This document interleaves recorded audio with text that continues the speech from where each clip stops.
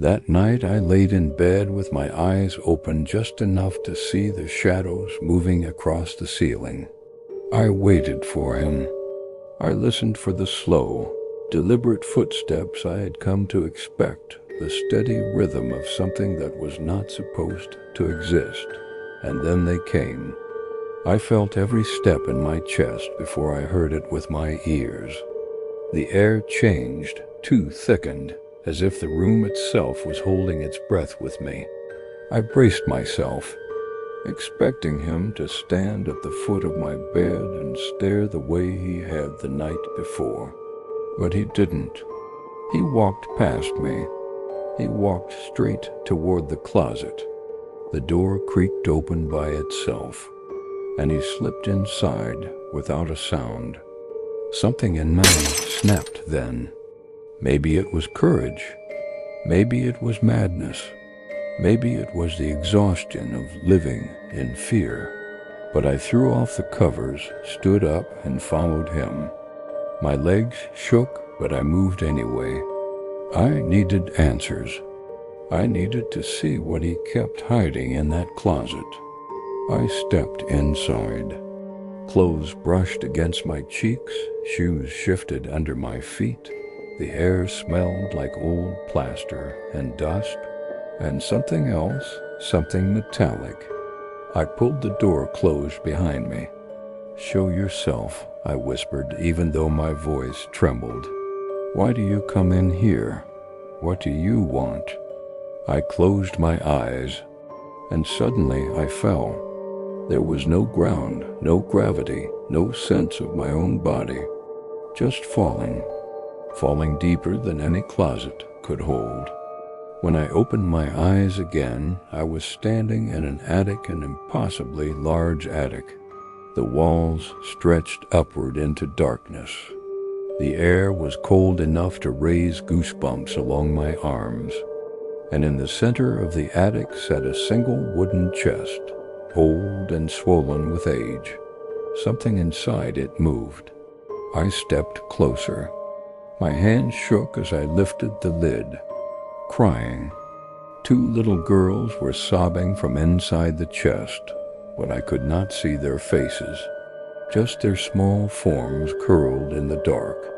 "I wouldn't look in there if I were you." The voice came from behind me. I spun around.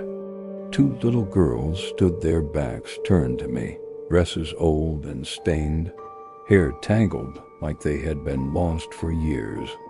They didn't move except sway gently, like branches in a slow wind. "I wouldn't look in there if I were you," they repeated in unison, never turning around. My throat tightened. Who are you?" "You shouldn't be here," they whispered. "You shouldn't be here." "I just want to talk," I said, stepping forward. But when I tried to move, my feet wouldn't lift. It felt like they had been cemented to the floor. The girls didn't turn. They didn't even breathe. One of them slowly raised her hand and pointed upward toward the rafters, toward the shadowed ceiling. "He comes here every night," she said. "He kept us here," the other added, their voices overlapping like a single echo. "And he'll keep you here too." A tremor went through me. He kept you. Why? Why are you here?" "He took us from our mom," they said together. "He took us from our home." My heart pounded so hard it felt like it might break through my ribs. The attic suddenly felt smaller, the shadows heavier. "You shouldn't be here," they whispered once more. Their tiny arms rose again, fingers pointing to the ceiling. "He's coming back. You need to go. He's coming. You need to go." The attic growled with a deep, rumbling sound, as if something enormous shifted above us. The ceiling seemed to pulse, breathing. I squeezed my eyes shut and woke up gasping. I was lying in the real closet on top of shoes, my cheek against the hardwood floor. The air was warm again, familiar.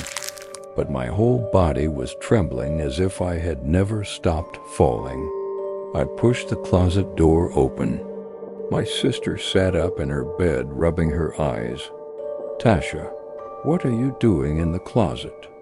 I stood, dusted off my clothes, trying to steady my breathing.